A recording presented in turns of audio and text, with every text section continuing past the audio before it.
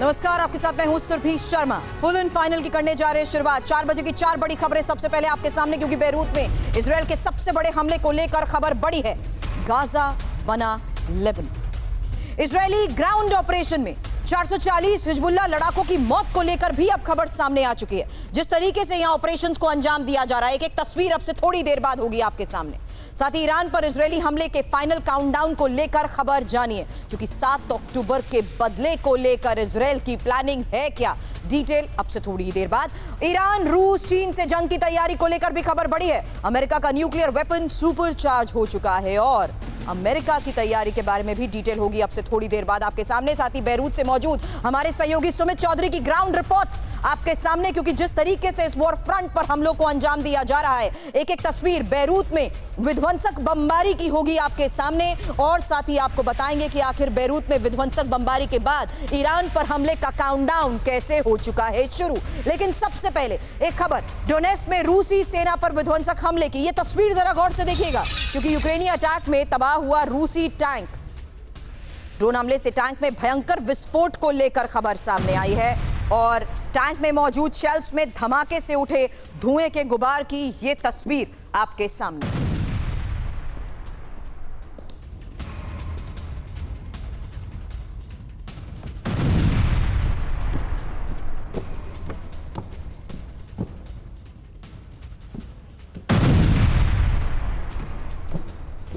यूक्रेनी अटैक में तबाह हुआ रूसी टैंक, ये तस्वीर आपके सामने। यूक्रेनी अटैक में तबाह हुए रूसी टैंक की। डोनेट्स्क में रूसी सेना पर यह प्रहार हुआ और ड्रोन हमला था ये, जिसके बाद टैंक में हुआ भयंकर विस्फोट।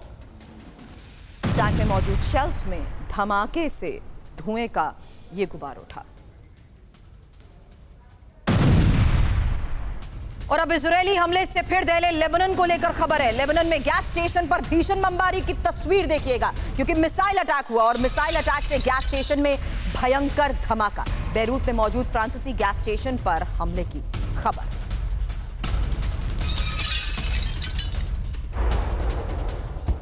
इजरायली हमले से दहले लेबनान की ही यह तस्वीर आपके सामने है। लेबनान में गैस स्टेशन पर अटैक हुआ, भयंकर धमाका।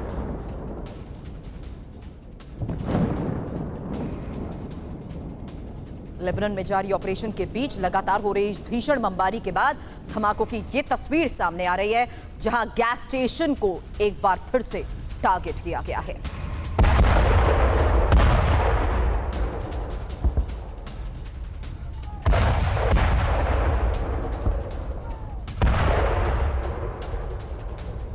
और अब बेरूत में हिजबुल्लाह के ठिकाने को कैसे टारगेट किया गया, तबाह किया गया। एक और तस्वीर, क्योंकि यहां हिजबुल्लाह के बड़े वेपन स्टोर पर हमले को अंजाम दिया और हिजबुल्लाह के रॉकेट डिपो को नष्ट करने की यह तस्वीर सामने आई।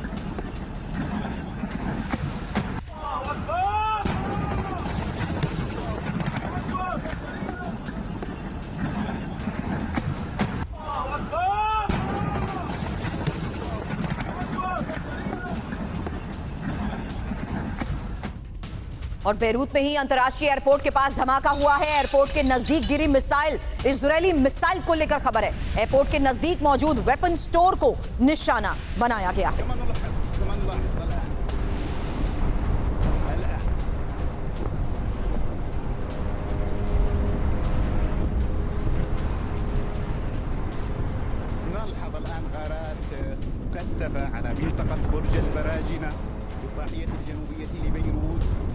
سحب الدخان تصعد بكثافة من تلك المنطقة والحرائق تشتعل بالمباني هذه المنطقة.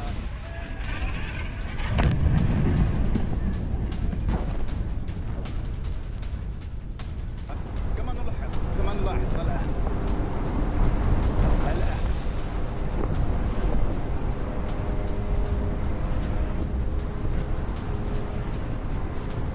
نلحظ الآن غارات مكثفة على منطقة तो इजरायली हमले से पहले बेरूत की एक एक तस्वीर आपको दिखा रहे हैं, जहां लेबनान में गैस स्टेशन पर भीषण बमबारी की ये पहली तस्वीर, हिजबुल्लाह के बड़े वेपन स्टोर पर हुए हमले की ये दूसरी तस्वीर, और एयरपोर्ट के पास जिस तरीके से बेरूत में वेपन स्टोर को टारगेट किया गया उसकी ये तीसरी तस्वीर आपके सामने है। तो एयरपोर्ट के नजदीक वेपन स्टोर को टारगेट किया गया। वेपन स्टोर को टारगेट करने के साथ साथ गैस स्टेशन को भी दहलाने को लेकर बड़ी खबर सामने आई है, और हिजबुल्लाह का जो वेपन स्टोर जहां पर है, हिजबुल्लाह के गढ़ में अलग अलग लोकेशंस को ट्रैक करते हुए रॉकेट डिपो को नष्ट करने का भी दावा किया जा रहा है। तो बेरूत एयरपोर्ट रोड पर मिसाइल अटैक को लेकर भी आज खबर सामने आई है। हालांकि ये 3 तस्वीरें आप देख चुके हैं, लेकिन अब जानिए कैसे बेरूत एयरपोर्ट रोड पर मिसाइल अटैक को अंजाम दिया गया, और ये हिजबुल्लाह के मिसाइल लॉन्च पैड पर हमले को लेकर खबर आई है। आपको बता दें, हिजबुल्लाह के रॉकेट लॉन्चर्स तबाह किए गए हैं।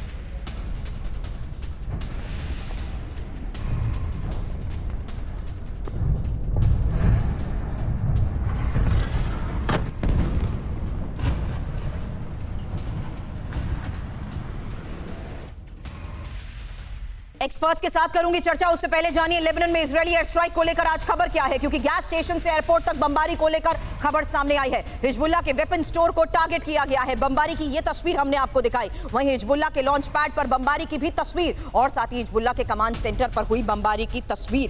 के Sinha sir, major general retired K Sinha sir, defence expert के तौर पर इस वक्त मुझे कर चुके हैं ज्वाइन, और professor Rajan Kumar, international affairs expert भी इस वक्त कर चुके हैं हमें ज्वाइन।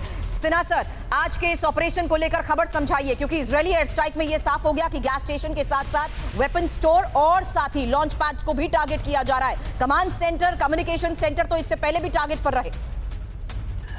जय हिंद सुरभि, देखिए आप सही बता रही हैं। जो इनका सबसे बड़ा अटैक, देखिए आज तकरीबन 8 दिन हो चुके हैं ग्राउंड ऑपरेशंस जब से शुरू हुए हैं। 30 तारीख से शुरू किया था, और 1 तारीख को जो रिटेलिएशन आया था ईरान की तरफ से, उसके बाद लगातार बेरूत उसके सदन बेरूत में, आज तो इन बेरूत एयरपोर्ट में जैसा आपने बताया, और उसके अंदर में उन्होंने क्या टारगेट किया है, कमांड कंट्रोल सिस्टम्स को मोर और लेस उन्होंने तबाह कर दिया है। इवन सेंट्रल बेरूत में जब उन्होंने उनके इंटेलिजेंस हेडक्वार्टर को किया था, और हसन नसरुल्लाह के इवन जो सक्सेसर थे उनको भी मार गिराया। इसके अलावा जो उन्होंने अभी जो किया है वो कर रहे हैं उनके वेपन स्टोरेज, जो कि लथानी रिवर के नॉर्थ पे है, और ये जो आपका जब उनके 2 माउंटेन सिस्टम्स हैं, 2 माउंटेन रेंजेस हैं, एक लेबनान माउंटेन है, एक एंटी लेबनान माउंटेन है, जिससे बैका वैली निकलती है। तो इन्होंने अपने को सेव करने के लिए जो रॉकेट्स, जितने भी इनके रॉकेट लॉन्चर्स हैं, उनको उस साइड में नॉर्थ पे डिप्लॉय किया हुआ है बहुत जगहों में, और अभी उन्होंने टनलिंग भी कर ली है। तो अभी जो आप एम्युनिशन डंप हैं, उनके टनल को बर्बाद ग्राउंड ऑपरेशंस कर रही हैं, उनके कमांड एंड कंट्रोल सिस्टम को उन्होंने तबाह कर दिया है। अभी जो इंटीग्रेशंस एक ये करते थे, जो सबसे इंपॉर्टेंट थी, जो कम्युनिकेशन सिस्टम पेजर, और इसके बाद जो उन्होंने अटैक किया था 17 और 18 सितंबर के बाद, उसको तबाह करने के बाद अभी भी उनकी कम्युनिकेशन, लाइन कम्युनिकेशन, जो ग्राउंड कम्युनिकेशन है वो थ्रू है, तो जिससे उनका कुछ कोऑर्डिनेशन होता है। तो ग्राउंड जो ऑपरेशंस चल रहे हैं, 54 ऑल सेटलमेंट्स हैं जो कि लिथानी रिवर के उस वैली में पड़ते हैं, और खास करके जो आप बार बार नाम आप लोग भी यूज करते हैं, कफार खान का इलाका है, कफर खान इलाका है, जहां बेरूत नदी या लिथानी रिवर सबसे नजदीक आती है, और इसलिए किरत सनोमा को वो लोग हिट करते हैं, जो गोलान हाइट के सेवा फॉर्म के आसपास का इलाका है। और इनके कमांड एंड कंट्रोल स्ट्रक्चर खास करके जो कि ग्राउंड पे अब ऑपरेट कर रहे हैं, इन इलाकों से कर रहे हैं, जिसमें 54 सेटलमेंट को उन्होंने नोटिस देकर उन पे बम्बार्डमेंट हो रही है।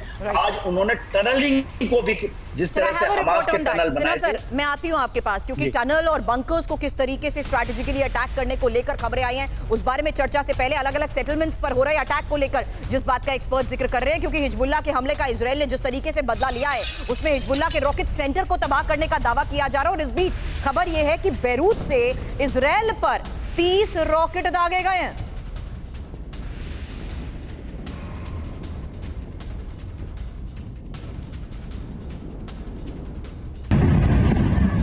हिजबुल्लाह के रॉकेट सेंटर को तबाह किया।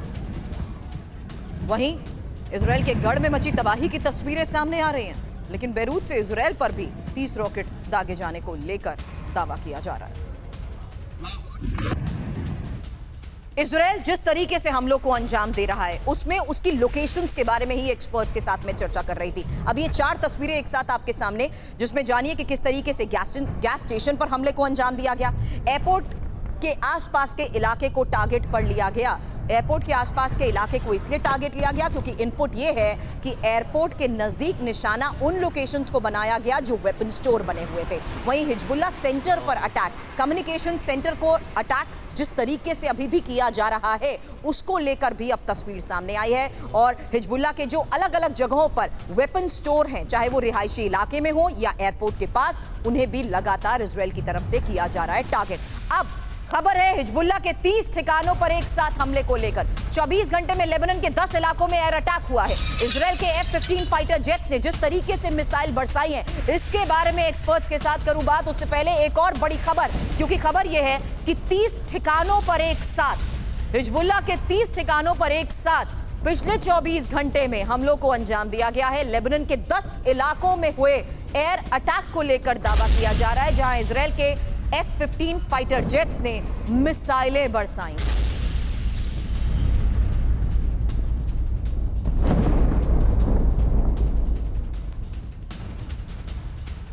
हालांकि इन दावों के बीच खबर यह भी है कि लेबनान में गाजा जैसा बड़ा हमला हुआ है और लेबनान में भयंकर बमबारी इजराइल की तरफ से हो रही है। इजरायली एयर स्ट्राइक से दहशत में लोग तो हैं ही, यही वजह है कि इन हमलों को अंजाम देने से पहले भी लोगों को यह साफ तौर पर इलाके खाली करने को कह दिया गया था। लेकिन जिन इलाकों को इस वक्त टारगेट किया जा रहा है उसमें दावा यह किया जा रहा है कि ये वेपन स्टोर और साथ ही कम्युनिकेशन सेंटर्स रहे हैं जिन्हें फिलहाल टारगेट किया गया है। लेबनान में भयंकर बमबारी अलग अलग लोकेशंस पर जिस लिहाज से की जा रही है वो इंपॉर्टेंट सेटलमेंट एरियाज हैं जहां से हिजबुल्लाह अपने गढ़ में रहते हुए ऑपरेट करता आ रहा है।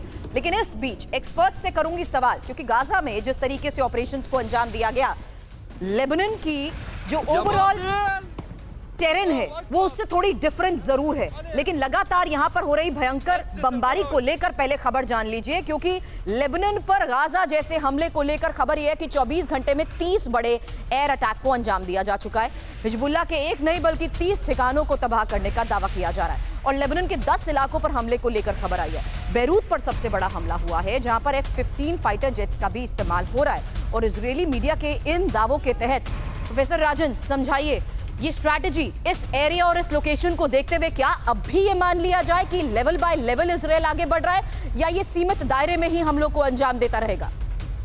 देखिए सुरभि, इजराइल यह मान के चल रहा है कि इस युद्ध का दायरा काफ़ी ज़्यादा बढ़ सकता है। इजराइल उसके लिए तैयार है और पूरी तरह से जो अभी सारे जो इंसेंटिव्स हैं मैं देख रहा हूँ, चाहे वो नेतन्याहू का हो या फिर अमेरिका का हो या जो वहाँ पे रीजनल इंसेंटिव अभी यह है कि अभी इजराइल को इस युद्ध को बढ़ाने में फ़ायदा है। अब जानते हैं कि एक सपोर्टिंग स्टेटमेंट ट्रंप का भी आ चुका है और ट्रंप ने क्या बोला? ट्रंप ने बोला कि इजराइल को ईरान के न्यूक्लियर जो इंस्टॉलेशंस हैं उसको सीधा बॉम्ब करना चाहिए, अभी तक क्यों नहीं कर रहा है? तो इस ढंग के अगर स्टेटमेंट आया तो आप क्या इससे क्या मैसेज लेते हैं? इससे मैसेज यह लेते हैं कि अमेरिका का भी एक तरह से जो वहाँ का डेमोक्रेटिक पार्टी की बात नहीं करूँ लेकिन जिनके आने की संभावना बताई जा रही ट्रंप का, उनका भी सपोर्ट है। और नेतन्याहू जानते हैं कि नेतन्याहू का खुद का अगर वहाँ पे जो सर्वाइवल है इस वाइडर एस्केलेशन पे है और इस पे विक्ट्री पे जब तक वार चलेगा एस्केलेट होता रहेगा और नेतन्याहू की वाहवाही होती रहेगी अंदर में।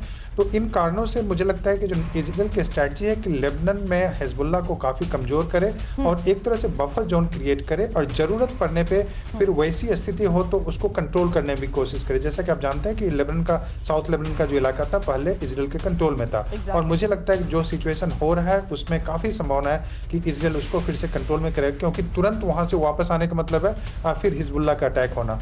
अब सवाल यही बचता है कि ईरान इसमें कब शामिल होगा। प्रोफेसर राजन, क्योंकि ईरान को लेकर भी खबर आगे मैं आपको बताऊंगी, उससे पहले जो बात आपने कही है कि इजराइल जिस तरीके से इस वक्त हमलों को अंजाम दे रहा है उसमें इस पूरे एरिया को वो बफर जोन बनाने के ऑब्जेक्टिव को अगर पूरा करना चाहता है, क्या यही वजह है कि इजराइल अब बड़े स्तर पर हमलों को अंजाम देने के बाद दावे कर रहा है कि किस तरीके से ग्राउंड ऑपरेशंस में उसे कामयाबी मिल रही है? यही अगली बड़ी खबर है, क्योंकि हिजबुल्लाह के 440 लड़ाकों के मार गिराने का दावा किया जा रहा है। ग्राउंड ऑपरेशन में हिजबुल्लाह के कई कमांडर्स की मौत को लेकर दावा और IDF चीफ हर्जी हलेवी की ये वार्निंग आखिर है क्या, ये जान लीजिए। क्योंकि हिजबुल्लाह को सांस लेने की फुर्सत नहीं देंगे। हलेवी की तरफ से ये बात कही जा रही है। हिजबुल्लाह के गढ़ में ग्राउंड ऑपरेशंस को अंजाम देने के बाद, इजराइल की तरफ से जारी ऑपरेशंस के बाद ये बड़ा दावा किया जा रहा है कि हिजबुल्लाह के गढ़ में उसे कमजोर करने में इजराइल कामयाब रहा है, हिजबुल्लाह को बड़ा नुकसान पहुंचाया है और यही वजह है कि अब तक 440 हिजबुल्लाह के लड़ाकों की मौत का दावा किया जा रहा है। हिजबुल्लाह के 30 से ज्यादा फील्ड कमांडर्स की मौत का दावा। भारी मात्रा में हथियार और रॉकेट और गोला बारूद को जिस तरीके से बरामद किया गया है, हिजबुल्लाह के अटैक की रफ्तार और ज्यादा तेज होगी, यह हलेवी की तरफ से भी कहा गया है। हिजबुल्लाह के इस गढ़ से लगातार TV9 आपको इन ग्राउंड ऑपरेशंस को जिन जगह पर अंजाम दिया गया है उसकी ग्राउंड रियलिटी दिखा चुका है। लेकिन इसी गढ़ में ऑपरेशंस को लेकर फिलहाल इजराइल की तरफ से दावा क्या है ये जान लीजिए, क्योंकि इजरायली ग्राउंड ऑपरेशंस में हिजबुल्लाह को भारी नुकसान का यहां दावा किया जा रहा है और दावा यह कि 440 हिजबुल्लाह के लड़ाकों को मौत के घाट उतारा जा चुका है। 30 से ज्यादा फील्ड कमांडर्स की मौत को लेकर दावा। भारी मात्रा में हथियार और रॉकेट गोला बारूद जिस तरीके से बरामद किए गए हैं, हिजबुल्लाह पर अटैक की रफ्तार और ज्यादा तेज करने को लेकर भी अब इजराइल की पूरी तैयारी है। लेकिन अब टीवी पर पहली बार हिजबुल्लाह की सुरंग की तस्वीर आप देखेंगे और ये हिजबुल्लाह की सुरंग पर इजराइल के हमले की तस्वीर है। हिजबुल्लाह की सुरंग में घातक हथियारों का जखीरा, हिजबुल्लाह का टनल नेटवर्क नष्ट IDF कर रही है। नेतन्याहू की तरफ से कहा गया मिसाइल और रॉकेट भंडार का बड़ा हिस्सा तबाह करने में वो कामयाब भी रहे हैं।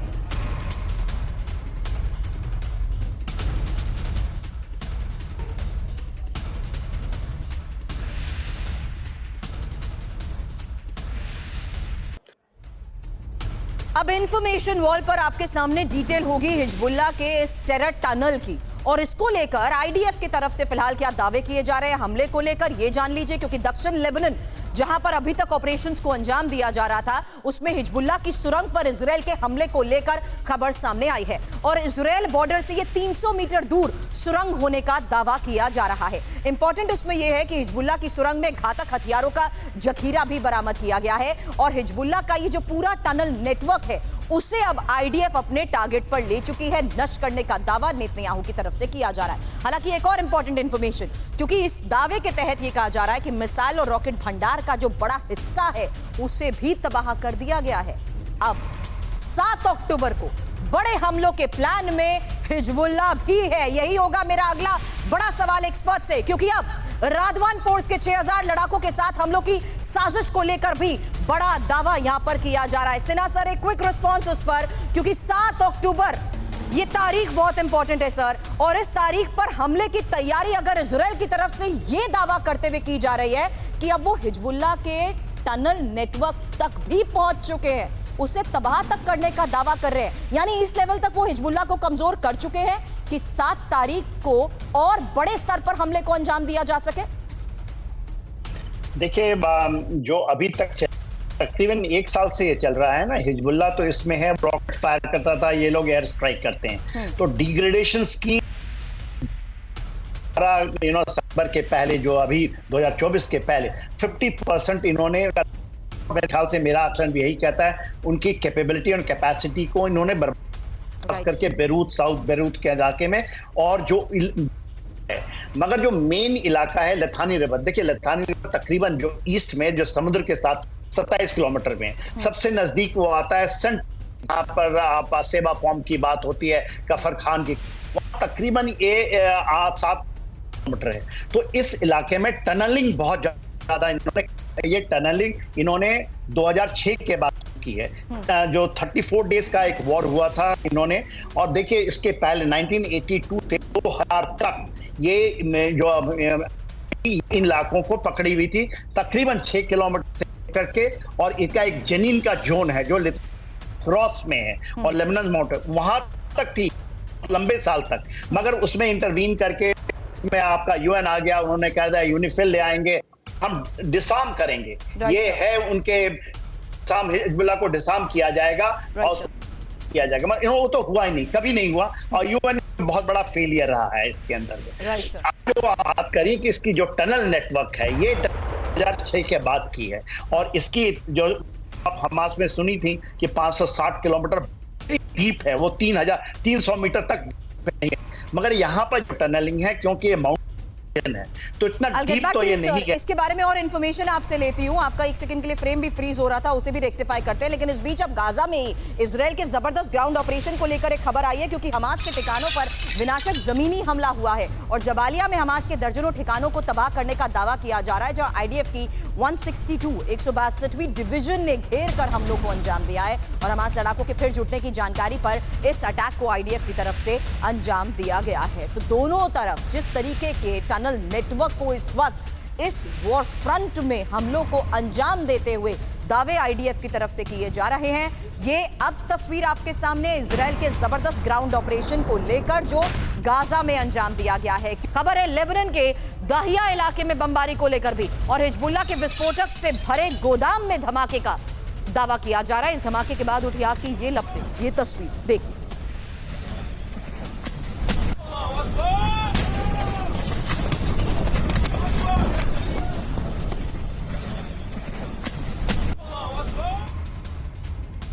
और आपको बता दें, थोड़ी देर पहले इजराइल का बेरूत में हमला हुआ है और आईआरजीसी हिजबुल्ला की बैठक के दौरान हमले को लेकर खबर आ रही है। इजरायली हमले में पूरी बिल्डिंग तबाह करने का दावा किया जा रहा है, जहां इजरायली हमला वहां से अब आप देखिए टीवी9 की ये ग्राउंड रिपोर्ट। हमले की जगह पहुंचे सहयोगी सुमित चौधरी।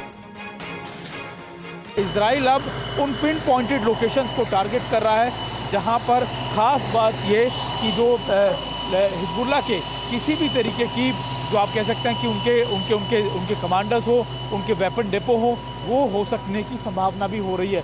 और देखिए निशांत, आप थोड़ा सा इधर आइए और मैं आपको दिखा रहा था कितनी ज़्यादा मैसिव एयर स्ट्राइक्स की हैं कि अभी भी यहाँ पर आप धुएं का गुब्बारा आप देख सकते हैं। और ये आलम है इस समय बेरूत के अंदर, और ये बेरूत वो इस समय वॉर फ्रंट बन चुका है जहाँ पर कभी भी कुछ भी हो जाता है। और देखिए अभी, क्योंकि मैं आपको इसलिए समझाने की कोशिश कर रहा था कि अभी देखिए आप यहाँ के ताज़ा हालात क्या, हालांकि अभी हमको कहा गया है कि जब तक ये अपनी काबू ना पाले तब तक आप इनसे दूर रहिएगा, क्योंकि कभी भी यहाँ के इन इलाकों के अंदर बड़ी एयर स्ट्राइक्स दोबारा से कर दी जाती है, क्योंकि जब भी हिजबुल्ला के दूसरे कमांडर्स यहाँ मौजूद होते हैं। और देखिए आप अगर ये आवाज़ सुन रहे हो, फिर यहाँ पर पीछे की तरफ बड़ी दूसरी जगह एयर स्ट्राइक्स की गई हैं और जैसे ही हिजबुल्ला के कमांडर्स यहाँ पहुँचते हैं या फिर जो उनके ओवरग्राउंड वर्कर्स यहाँ पहुँचते हैं, ये दोबारा से एयर स्ट्राइक्स कर देते हैं।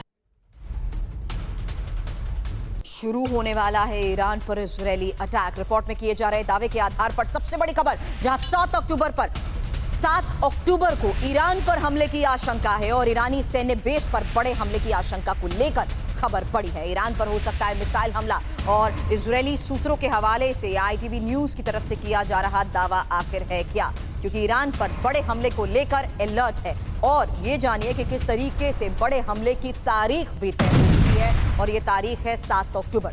7 अक्टूबर को ईरान पर बड़े हमले की आशंका है और ईरानी सैन्य बेस पर हमले को लेकर खबर है।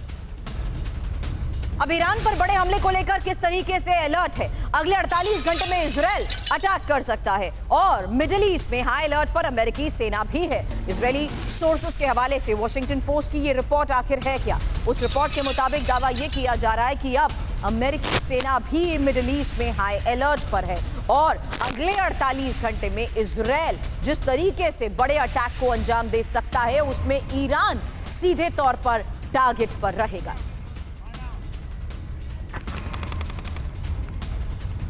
वहीं हाई अलर्ट पर इजरायली एयरफोर्स को लेकर एक खबर ये सामने आई है कि ईरान पर अटैक के लिए इजरायली एयरफोर्स तैयार है और इजरायली एयरफोर्स का ये अटैक प्लान है क्या। हमले के आदेश का इंतजार कर रही है इजरायली सेना, रिपोर्ट में इसको लेकर दावा किया जा रहा है। प्रोफेसर राजन, सवाल आपसे, ये हमला किस तरह का हो सकता है, क्या सीधे ईरान पर वार, और ऐसे में 7 अक्टूबर की ये तारीख इंपॉर्टेंट? जी आप मुझसे पूछ रहे हैं? जी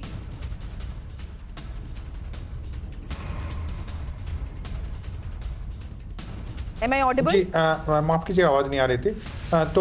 जी बिल्कुल, देखिए ईरान पे जो हमले होने की संभावना है उसमें कई तरह के हमले हो सकते हैं।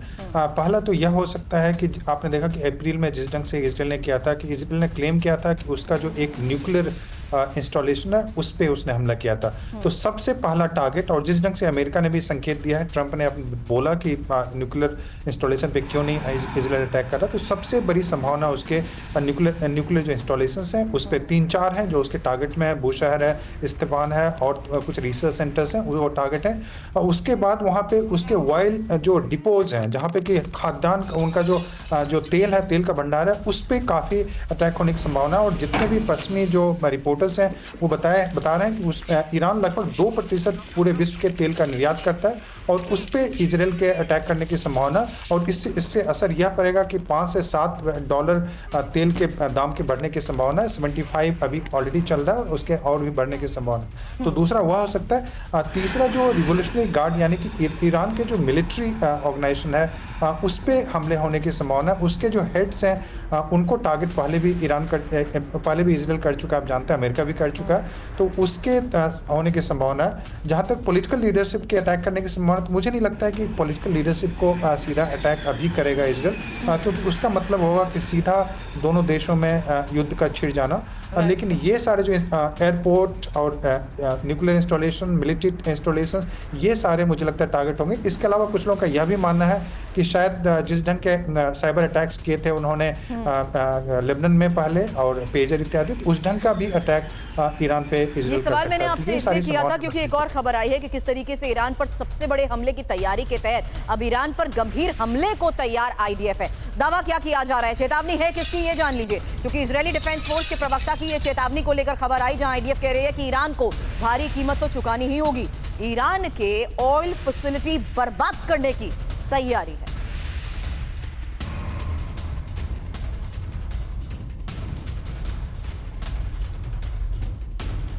अब इजरायली हमले के काउंटडाउन को लेकर खबर समझिए, क्योंकि ईरान पर अगले 24 से 48 घंटे के अंदर हमले की आशंका को लेकर दावे किए जा रहे हैं। इजरायली एयरफोर्स हमले के लिए अलर्ट मोड पर तो है ही, मिडिल ईस्ट में अमेरिकी सेना को हाई अलर्ट पर रखा गया। इजरायली डिफेंस फोर्स ईरान पर बड़े हमले की तैयारी कर रही है और इजरायली सेना ने हमले के प्लान और टारगेट भी तय कर लिए हैं। हालांकि इसको लेकर किए जा रहे दावे के तहत करूं सवाल, उससे पहले एक और बड़ी खबर है, जहां तेल अवीव पहुंचे अमेरिका के बड़े सैन्य अधिकारी और US central command chief Israel पहुंचे हैं। इजरायली सैन्य अधिकारियों के साथ बैठक को लेकर खबर समझनी जरूरी है, जहां ईरान पर संभावित अटैक को लेकर बैठक में चर्चा को लेकर भी किया जा रहा है दावा। और इजरायल को हमले के लिए एयर स्पेस दे सकता है जॉर्डन, वॉरप्लेन के लिए जॉर्डन खोल सकता है एयर स्पेस और ईरान पर हमले के लिए रास्ता जॉर्डन दे सकता है। इजरायली मीडिया का जॉर्डन पर यह बहुत बड़ा दावा है।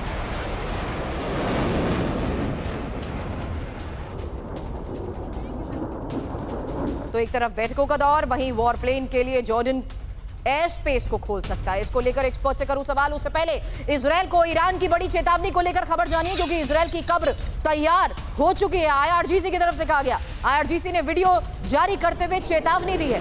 प्रोपेगेंडा वीडियो में ईरानी मिसाइलें भी दिखी हैं, मिसाइल से इजरायली विमानों पर हमले का सिमुलेशन।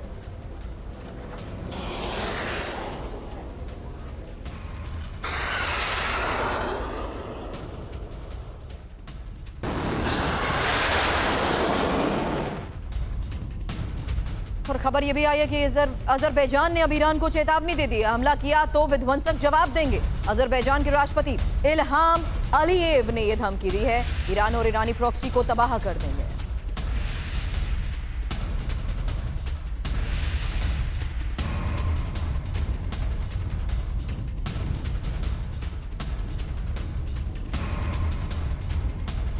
तो ईरानी प्रॉक्सी को तबाह करने का दावा अब अजरबैजान की तरफ से भी किया जा रहा है। सिन्हा सर, समझाइए इस हालात के बीच में लगातार हो रही बैठक और अमेरिका के साथ और सहयोग और उसकी मौजूदगी मिडिल ईस्ट में भी क्या संकेत देती है? देखिए, आज 7 अक्टूबर का कल का समय बहुत इंपॉर्टेंट आ रहा है और शायद कुछ ऐसा मिले हमें। मेरा आकलन जो कहता है, और बड़े बात बोलता हूं कि जो इनकी अटैक तो हम आज के इस काउंटडाउन कह रहे हैं, मैं पूरी तरह सहमत हूं। तो मेरा का जो काउंटडाउन है उसमें मिलिट्री टारगेट्स है। बहुत लोग बात कर रहे हैं कि मिलिट्री को, तो ब्रिगेड देखिए इजराइल है और इस प्रोफेशनल तरीके से मीडिया में या दूसरे ऐसे उसमें 3 बड़े टारगेट्स हैं। निताज का इलाका है, ये कॉम्बाइंड फोर्सेस है, इस्फहान है, ये सेंट्रल में पड़ता है। ये दोनों टारगेट जितने भी हमले हुए जो आप 13 अटैक हुआ था और 1 अक्टूबर तो यहाँ से आई थी। और दूसरा इमाम अली एयरबेस जो वो सीरिया में है और वो पता है इराक में और सीरिया को कंट्रोल 100% उसके ऊपर में, ये थर्ड है, ये अंदर की जमीन नहीं है, वो बाहर की जमीन है, वहां भी अटैक जाएगा। उससे मेरा जो मानना है कि ये तेहरान अटैक करेंगे, इसलिए करेंगे कि रिजीम चेंज नहीं है, गो फॉर रिजीम के अलावा पर एमओडी है, वहां IRGC हेडक्वार्टर्स है, इंटेलिजेंस सिक्योरिटी का, तो ये बड़े टारगेट्स हैं मेरे अनुसार। हाँ, जब ये बात करते हैं कि वहां पर जो ऑयल फील्ड का एक ऑयल फील्ड है जन्नत 90% जहां से खरगा एक है जो कि बुसरैर के पास में पड़ता है, जो पर्शियन गल्फ में है, हो सकता है, मगर मेरे ख्याल से ये थर्ड प्रायोरिटी टारगेट्स होंगे। Main priority is a professional, मैं इनके साथ हूं, उनके मिलिट्री कैपेबिलिटी को, ये पूरी जंग है, ये नहीं है, ये पूरी जंग है और उसमें मिलिट्री कैपेबिलिटीज को जिस तरीके से कमजोर करने की कोशिश के तहत हमलों को अंजाम दिया जा रहा है, उसके बारे में तो तस्वीरें भी आ गई हैं सामने। लेकिन एक और खबर है, अब राजनयिकों को आर्म्स ट्रेनिंग देना चाहता है इजराइल और दिल्ली पुलिस शूटिंग रेंज में एंट्री की परमिशन भी मांगी गई है। सोर्सेज की तरफ से इसको लेकर दावा यह किया जा रहा है कि इजरायली दूतावास ने दिल्ली पुलिस को एक लेटर लिखा है और बढ़ते तनाव के बीच इजरायली दूतावास की सुरक्षा भी बढ़ी है।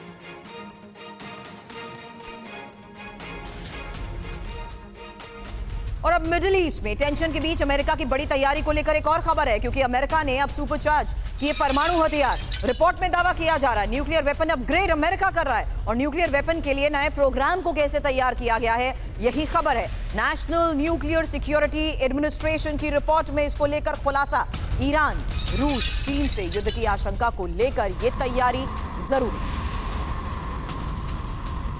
तो अमेरिका के ये न्यूक्लियर तैयारी है क्या, खबर जानिए, क्योंकि अब अमेरिका ने न्यूक्लियर वेपन को सुपरचार्ज किया है, जहां अमेरिका न्यूक्लियर वेपन को अपग्रेड कर रहा है और सालाना 80 प्लूटोनियम पिट्स तैयार करने का लक्ष्य रखा गया है। चीन, रूस और ईरान नॉर्थ कोरिया से युद्ध को लेकर यह तैयारी समझी जा सकती है। हालांकि चीन, रूस और ईरान से बढ़ते न्यूक्लियर खतरे की तैयारी के तहत खबर बड़ी है, जहां 200 पन्नों की इस रिपोर्ट में 2025 तक के न्यूक्लियर प्लान को लेकर पश्चिम मीडिया की तरफ से किए जा रहे इस दावे को क्या समझा जाए, प्रोफेसर राजन? देखिए सुरभि, अभी जो न्यूक्लियर रेस का खतरा है वो सच में बढ़ गया, इसमें कोई शक नहीं है, क्योंकि जितने भी आर्म्स ट्रीटी थे जो खासकर रूस और अमेरिका के बीच में थे, न्यू स्टार्ट ट्रीटी था जो कि अभी ख़त्म हो चुका है, और दूसरे भी जो पहले ट्रीटीज हुए थे, डिसआर्मामेंट ट्रीटी उसको बोलते हैं, अमेरिका और रूस के बीच में, वो अभी निरस्त हो चुके हैं। रूस ने कुछ को मानने से इनकार कर दिया, कुछ को अमेरिका और ट्रंप की पॉलिसी ने उससे निकल गए। उसके बाद अभी सबसे दिक्कत ये हो रही है कि इन सारे जो ट्रीटीज हैं, कई ट्रीटीज और डिसआर्मामेंट ट्रीटी में ये चूंकि दोनों सोवियत यूनियन और रूस, सोवियत यूनियन और यूएस के बीच में हुआ था, उसमें चीन शामिल नहीं थे, चाहे वो स्पेस रेस की बात करूँ या अभी के जो न्यूक्लियर जो जिस ढंग के टेस्टिंग चल रहे हैं, तो उसमें चीन को भी शामिल होने की बात हो रही है, लेकिन वो अभी स्टार्ट नहीं हुआ है। और अभी में जैसे कि रूस कई बार यह बोल चुका है कि वह न्यूक्लियर बॉम्ब यूज कर सकता है अगर उस पर इस ढंग का खतरा आ जाए कि पश्चिमी देश या नाटो उस पर अटैक करे, और वैसे में पूरी संभावना बनती है। हालांकि इजराइल और ईरान में मुझे नहीं लगता है कि कोई संभावना बनती है, क्योंकि जो टेरिटरी है वो इजराइल का छोटा टेरिटरी है और ईरान के पास अभी डिक्लेयर्ड न्यूक्लियर बॉम्ब्स नहीं है। हालांकि इजराइल भी डिक्लेयर्ड न्यूक्लियर स्टेट नहीं, लेकिन उसके पास न्यूक्लियर बॉम्ब्स हैं, लेकिन वो अभी न्यूक्लियर बॉम्ब का इस्तेमाल नहीं करेगा। लेकिन ज़्यादा संभावना वो रूस वाले में टैक्टिकल यूज की संभावना बनती है, क्योंकि जिस ढंग से यूक्रेनियन मिलिट्री अगर अंदर चला गया, कहीं मॉस्को के करीब अगर पहुंच गया, तो मुझे लगता है कि वैसे में काफ़ी संभावना बनती है कि tactical nuclear missile Russia use कर सकता है। अब कैसे और कहाँ करेगा यह कहना मुश्किल है, लेकिन अभी तक जो इतिहास है उसमें न्यूक्लियर जो वेपन्स हैं उसको डेटरेंट के रूप में यूज किया गया, उसको एक ऑफेंसिव वेपन के रूप में किसी भी देश ने नहीं किया। नागासाकी और हिरोशिमा के बाद आप जानती हैं कि इसका कभी भी प्रयोग नहीं हुआ है। बिल्कुल सर, लेकिन संघर्ष के इस विस्तार के बीच दी जा रही ये चेतावनी और किए जा रहे दावों को भी रूल आउट नहीं किया जा सकता, क्योंकि लगातार आ रही खबरों के बीच दावे तो ये किए जा रहे हैं कि किस तरीके से अब एक और ईरानी कमांडर की मौत को लेकर दावा किया गया, और बैरूत में इजरायली हमले में ईरानी कमांडर की मौत को लेकर खबर है। आपको बता दें IRGC Quds force chief Ismail Qaani की मौत का दावा किया जा रहा है और बंकर में हिजबुल्लाह के साथ मीटिंग के दौरान इस हमले को अंजाम दिया गया। आपको बता दें इजरायल के चैनल 12 ने इसको को लेकर ये दावा किया है। और ये दावा है क्या? क्योंकि कुड्स फोर्स कमांडर की मौत को लेकर ये दावा किया जा रहा है, जहां IRGC Quds force chief Ismail Qaani की मौत को लेकर ये खबर सामने आ रही है। आपको बता दें, दक्षिण बेरूत में इजरायली हमले में ईरानी कमांडर की मौत का दावा किया जा रहा है, जहां बंकर में हिजबुल्लाह के साथ मीटिंग के दौरान बमबारी को अंजाम दिया गया और अमेरिकी हमले में मारे गए कासिम सुलेमानी का उत्तराधिकारी इस्माइल कानी था। 27 सितंबर को ईरानी डेप्यूटी कमांडर अब्बास निलफरोशान भी मारा गया था। इजरायली चैनल 12 की तरफ से इसको लेकर भी अब दावा किया गया है। लेकिन अब मिडिल ईस्ट में इजरायली हमलों के खौफ को लेकर खबर समझिए। दुबई के एयरलाइन में पेजर और वॉकी टॉकी पर बैन को लेकर खबर आ रही है। एमिरेट्स एयरलाइंस ने भी अब एडवाइजरी जारी कर दी है और लेबनान में पेजर ब्लास्ट के बाद यह बड़ा फैसला लिया गया है। ईरान इराक के लिए उड़ानें कैंसिल की गई। फैसला है क्या? मिडिल ईस्ट के इस हालात को लेकर इजराइल का डर, एयरलाइंस में पेजर बैन। मिडिल ईस्ट में इजरायली हमलों का खौफ जिस तरीके से बढ़ रहा है, खबर आई दुबई की एमिरेट्स एयरलाइंस में अब पेजर और वॉकी टॉकी पर बैन लगा दिया गया है। कम्युनिकेशन डिवाइस के साथ यात्रा पर बैन को लेकर खबर बढ़ी है। लेबनान में पेजर ब्लास्ट के बाद एमिरेट्स का ये बड़ा फैसला है, जहां ईरान और इराक के लिए 2 दिन तक उड़ानों को कैंसिल किया गया। 15 अक्टूबर तक लेबनान के लिए सभी उड़ानों पर रोक को लेकर भी खबर सामने आई है। लेकिन एक और खबर है, इजरायली हमलों से डरे ईरान को लेकर खबर। ईरान को इजरायली हमलों की आशंका है और समंदर से हटाए जा रहे हैं ईरानी वॉरशिप। बंदर अब्बास पोर्ट से कई वॉरशिप्स की मूवमेंट को लेकर खबर आई है। सुरक्षित ठिकानों पर भेजे गए हैं IRGC के ये वॉरशिप। तो मिडिल ईस्ट के इस हालात को देखते हुए दी जा रही चेतावनी और लगातार जिस तरीके से हमलों को अंजाम दिया जा रहा है, अब समंदर से हटाए जा रहे हैं IRGC के ये वॉरशिप्स।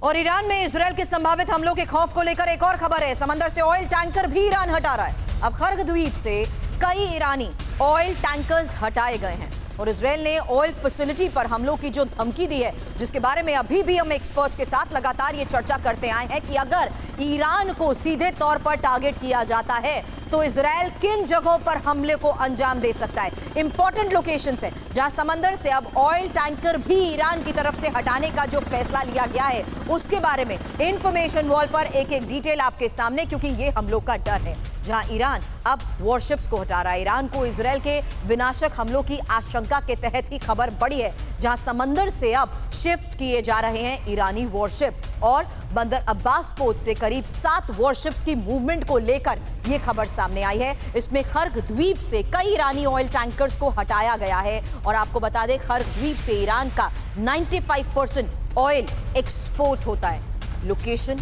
बहुत इंपॉर्टेंट है। अब इजरायल ने ऑयल फैसिलिटी पर हमलों की जिस तरीके से धमकी दी है, उसी के तहत ये बड़ा फैसला भी लिया गया है। लेकिन हमलों से निपटने की ईरान की तरफ से भी तैयारी है। अब तेहरान में रोकी गई मेट्रो सेवा, सोर्सेज के हवाले से ये खबर आ रही है कि तेहरान मेट्रो का परिचालन ही बंद कर दिया गया है और शेल्टर के तौर पर अब सबवे के इस्तेमाल की खबर है।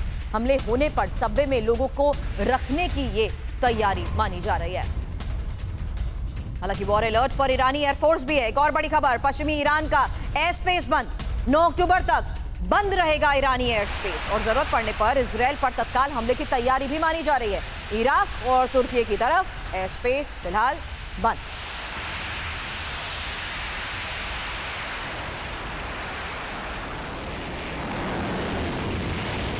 अब ईरान ने तुर्कमेनिस्तान बॉर्डर भी बंद कर दिया है। एक और बड़ी खबर आ रही है तुर्कमेनिस्तान बॉर्डर पर चौकसी बढ़ाने को लेकर। तुर्कमेनिस्तान के लोगों को ईरान वापस भेज रहा है। ईरान में इलाज करा रहे मरीजों को वापस भेजने को लेकर खबर आई है। तुर्कमेन न्यूज की रिपोर्ट में इसको लेकर बड़े दावे किए गए। इन तमाम खबरों के बीच कहना गलत नहीं है कि मिडिल ईस्ट में जंग का संकेत बढ़ चुका है और ईरानी एयर स्पेस से बच रही अरब एयरलाइंस को लेकर भी एक खबर है। एमिरेट्स और फ्लाई दुबई के विमानों के रूट बदल दिए गए हैं। इराक और पश्चिम ईरान के एयर स्पेस का इस्तेमाल नहीं होगा। भूमध्य सागर, सऊदी अरब के एयर स्पेस से उड़ान